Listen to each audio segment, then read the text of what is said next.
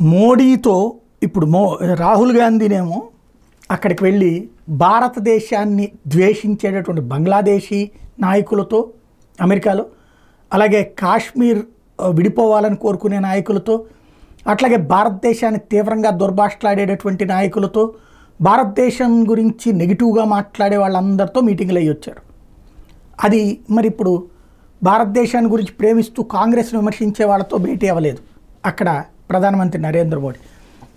తను తాజాగా యాక్సెంచర్ సీఈఓతో, ఎడోబ్ సీఈఓతో, AMD CEO, Biogen CEO, Bristol Myers Squibb CEO, Eli Lilly and company, Google CEO Sundar Pichai, అట్లాగే HP Inc CEO and president Eric Lores, IBM CEO Arvind Krishna, LAM research CEO Tim Archer ఇట్లాంటి వాళ్ళతో భేటీ అయ్యి భారతదేశం సరైనటువంటి అవకాశాలు ఉన్నటువంటి ప్రాంతం, ఇక్కడికి రెండేం చెప్పుకొచ్చారు. అక్కడెక్కడా రాజకీయాలు మాట్లాడలేదు.